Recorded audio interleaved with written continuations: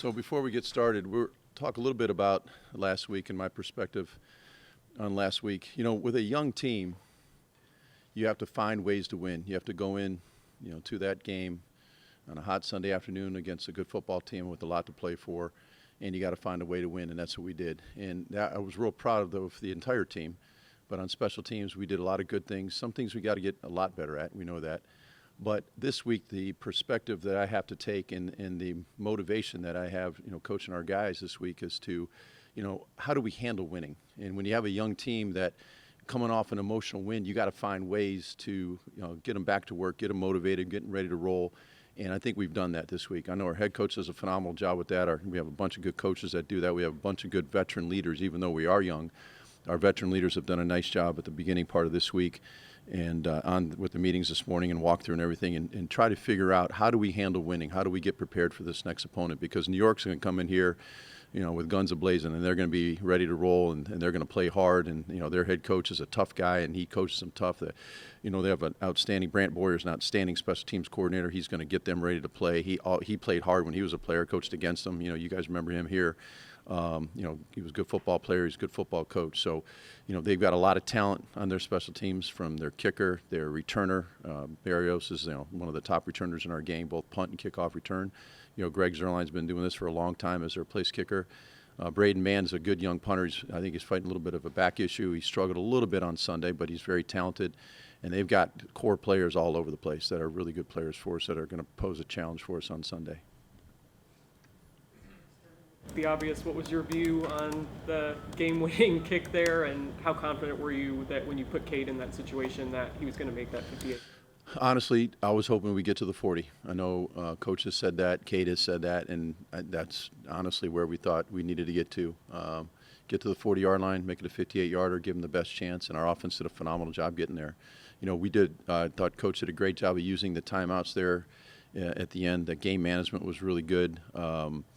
I thought they would, kick it a little bit shorter to us to, give us some, try to waste some time off the clock. They didn't do that. So, our young kickoff return did a nice job in that situation, letting the ball go in the end zone, and gave us about the 25 with, minute 10, minute 15 to go, and brought it down to 13 seconds, and we made it. So in that situation, we're concerned about whether or not that flag was going to stand with the intentional grounding. So we were going to have to, with the 10-second runoff, we're going to have to do what we call an umpire alert, which means with 3 seconds left, we got to get everybody ready, and they're going to wind the clock. We got to snap the ball immediately. So we were ready for that situation as well. And then it turned out there was 13 seconds left. So I think so. I think it's a 10-yard penalty. 8 yards then. It would have been a 68-yarder, It would which have gone. you would. Well, I think you'd have to. Yeah. I mean, that type of day with with very little wind, and I think the wind was blowing maybe a little bit in that direction. I don't remember, but it was a nice day, and he made it. I don't know how long it would have made it from, but he crushed that thing. Had confidence that he could have made it from 68 if he had to. From what I've seen, and I know you guys have seen a little bit of it too, but what I've seen in practice and since we've drafted him, I've got a lot of confidence in his leg. 68 is quite a stretch, but he's got a tremendous leg, and he's got a lot of confidence in that leg. So is he still the same player he was before kicks and the AFC player, special teams player of the week? No changes with So him? no, he was great. So that's what you always can be concerned about. What you're concerned about with a young player. So we had a nice talk yesterday morning, and I won't get into the details, but basically I said, hey, look, I'm proud of you. You did a great job, but remember why you made those kicks. Remember how you put yourself in that situation to be successful. The hard work, the study. He studies his technique constantly. He's always trying to tweak things a little bit here and there to try to continue to get better and understand why you put yourself in that position. And then, quite frankly, the week's over. Let's move on to the next play. I mean, we have 16 regular season games left and hopefully the playoffs. So when you approach it that way, you understand why you were successful, and you build on that as your foundation. I think the sky's the limit for him. Cade about the curve, right? He kind of drew it back in the golf term. And he said, I hit a shot based on, like golf, depending on what the weather is. Right. So can he go left or right if he needs to, and just talk about how impressive that is? Left to right, he'd have to wrap his foot a little bit more, and he's probably not at that distance, I wouldn't think. If there's a little bit of crosswind, if there is a left to right crosswind, you have to put a little bit left. I think he hits more of a straight ball that way into the left where it pushes it. The wind would push it right, but you don't want to have a right-footed kicker do this. I don't think that might be a bad idea, but that's the right concept. So that length, he would always be more of a draw for him, probably. Draw or just hit it straight, depending on the wind. Yeah, and Turn, what are your plans this week? And you picked up a special teamer a practice squatter who has Yep. experience. Chester, Is he getting yeah. moved in there? we're working with him. There's some things I think, even though he's a 6-year veteran, some things I need him to work on. We talked about that yesterday. We'll continue to talk about the rest of the week. Being on practice squad, you would have to make a roster move to, get him up on the 53 and get him on the 48 for the game day roster. I'm not sure if we're there yet, but it's nice to have him there as an insurance policy. Dimitri did some good things. He just got to get out of his own head sometimes. He just, he doesn't hit the seam, hit the return like we need him to, and I think he will. He has before. First game out there, we didn't block for him particularly well in a couple of those returns. We got after him. I mean, we almost blocked one punt. We should have blocked another punt. Miles almost blocked the field goal at the end of the game. I don't know if you guys saw that. He got through there on a swim, and he missed it, went right by his left hand. So we had, woulda, shoulda, coulda, woulda, right? But we'll keep working with Dimitri. I have a lot of confidence in him. I think he's an outstanding athlete that's still learning as a punt returner. That was his first game. He's just, he just can't put the ball on the ground. Other than that, he's fine. He just can't put the ball on the ground, and that's got to be eliminated, and he knows that. Cool that you have somebody on special teams that's sort of turning into a little bit of a cult hero, or a little, as we said yesterday, kind of a rock star over there in Cade, that, to get the fans excited and pumped up. Well, I think it's great for him. I think it's great for the city, but he's got to keep it going. I think he said it best. He misses one kick on Sunday, then nobody likes him anymore. So this is a very fickle business, and fans are always fickle. I'm a big Cleveland Indians / Guardians fan, and I'm kind of fickle at times too. So, but I think at the end of the day, I was very proud of our entire team. I thought we won every phase with the exception of field goal block. If we would have blocked that one, obviously we would have won that phase. But, we played a solid game. We have a lot of work to do in order to play a complete game, and that's going to be my message to the team. It was started today or yesterday, and it will continue on throughout the week. We need to play a complete game, all 6 phases, to help our team win on Sunday. I mean, Browns fans. What do you think the reaction is going to be like for Cade on Sunday in the home opener? I'm sure he's going to get a standing ovation as soon as he got there for that first PAT or the first kickoff. The other thing we didn't touch on yet is that his kickoffs are really good. I mean, we covered 2 really well. We hit a touchback on purpose at the end of the first half. We had one of our guys leave a little bit early, which is unacceptable. And he kind of smiled. Kevin called timeout, which was really smart because it was hot. So we brought him over, and I just said, hey, let's do it again, put it through the uprights, and I believe he did. And he just loved the challenge. And, touchback from the 30-yard line through the uprights is hard to do. So, he needs to know that he needs to play a well-rounded game as well, both kickoff and field goal. And, I'm sure he'll get a nice reception on Sunday. 21-year-old, can that be overwhelming? You show up at the stadium and you're the guy that people are going crazy for? One of the things we mentioned, I believe, last week, and I've said it before a couple times this summer, is that he's a very mature 21-year-old. I think he can handle it. Again, he knows why he's good. It's not just because God gave him a great leg. It's, that's one of the main reasons. But, he's going to continue to improve and continue to work and really try to be the most consistent kicker he can be. I think he mentioned to you guys that he struggled in pregame, and it was not a very good pregame. And I was like, okay, and so I had a little pep talk and say, hey, you know why you're good, relax. He was thinking about too much. He's probably a little bit nervous, but he's a very mature young man, and I think that really works to his favor, and especially as a young place kicker. Say about Cleveland when a kicker could be a cult hero. It's the greatest city in the world. What are you talking about? It's this guy, keep telling you guys, it's God's country.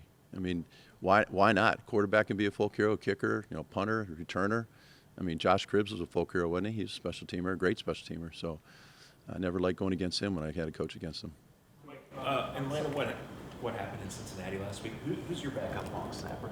So we've worked several guys. Blake Kantz was the backup short snapper. He left.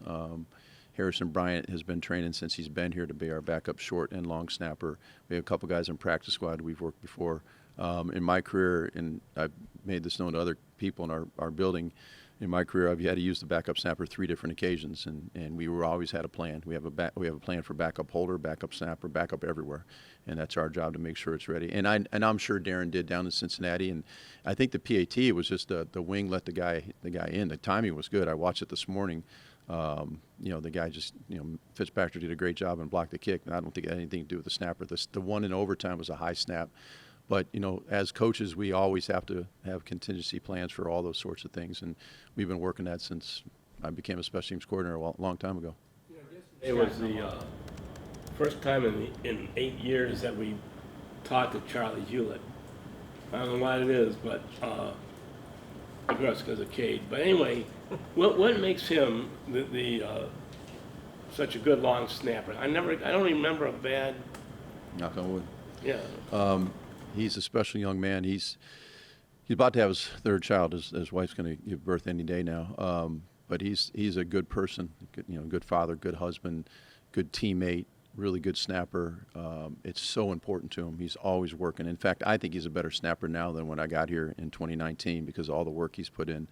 He takes care of his body, his good diet. He is really everything he does. We talk about consistency, everything. And I always ask him, "Hey, Charlie, what do you do? What's your most important job besides being a husband and father? What's your most important job in the building?" He goes, "Snap the ball." That's his answer. Snap the ball. That's what my most important. More important than protection. More important than anything else he does. But he's also a leader. He's also really helped Cade when Cade had that pregame on Sunday. I talked to Charlie. Hey, let's settle him down. And Charlie went over, did a great job with him. And so he wears a bunch of different hats for us. He's one of our captains. He's on our leadership committee. But the bottom line, he's a really good snapper, and it's important to him. He works hard at his craft. True that. That can he snap the ball so the laces get the hole just like he wants it, or Yeah, laces straight ahead. Yep. I mean, he can do it pretty consistently, about 90%, I would say. Is there a risk his wife's? He'll be listening. Mike, what makes Barrios so good? Courageous for a smaller athlete. Courageous, incredibly quick. So punt return wise, the quickness is that making that first man miss. And I talked about it. So he's our ultimate cover drill returner. Meaning we work that 2-on-1 drill. You guys see me do 1,000 times. Long stride, short stride, throttle down our control, keep working to the near hip. If you don't do that to him, he'll make you miss every time. Kickoff return and punt return wise, his explosiveness is incredible. I mean, he's from 0 to 40, bam, extremely fast. So. And like I said, he's very courageous for a small athlete. You don't get a good hit on him. It's amazing. And he knows when to use the sideline, and he knows when to cut it back, and he's got really good vision. You'd think he's got that running back type vision, that great returner vision that we talk about the great returners have. So he's going to make me real nervous. I already woke up a few times last night thinking about him. About Jerome Ford that you went with him is the kick returner? I like first of all, he hasn't done it since high school, so it's been a crash course for him all summer. And he's worked extremely hard. We spent a lot of hours together getting him prepared, and we made the decision the night before the game, let's go. And Coach did. And I think it was a good one. He's got that running back vision. He's got that toughness. He's going to run hard. He's going to make people miss. He's not afraid, like you saw him when he bounced it outside the other day. He tried to run through 2 guys and got 3 extra yards, got out to the 26, 27-yard line. So I think he's got enough speed to break a big one. And he's got toughness and courage, and he's got really good vision. So he should help us there. Is that punt? He's not a punt returner. When you, Some guys I'm still trying to train the punt returners I have, man. You're killing me. when you said in his own head, is he trying to think too far ahead He's before probably he trying to fields do the too ball? much. Yeah, I don't think, he knows that they have to avoid him. He doesn't have to avoid them. That by rule, they have to give him a chance to catch the ball. And sometimes he's trying to do too much before he catches the ball and thinking too much ahead, 2 steps ahead instead of 1. So we'll rein him back a little bit. And, ball possession, number one thing he does, he knows that. I asked him in the meeting today, and that's exactly his answer every time. Ball possession, coach. He knows what I'm going to ask him. But when the returner or anybody in our organization has the ball in their hands, they're the most important person in our organization. And I think our guys know that. As a Cleveland native, what do you think about the new midfield logo? Ball security. It's bad. He's not covering up the tip of the ball. It's the first thing I think of. His hand is back here. The tip of the ball is exposed. I can't believe they're going to put that on the 50-yard line. No. Well, he will not be our returner, no.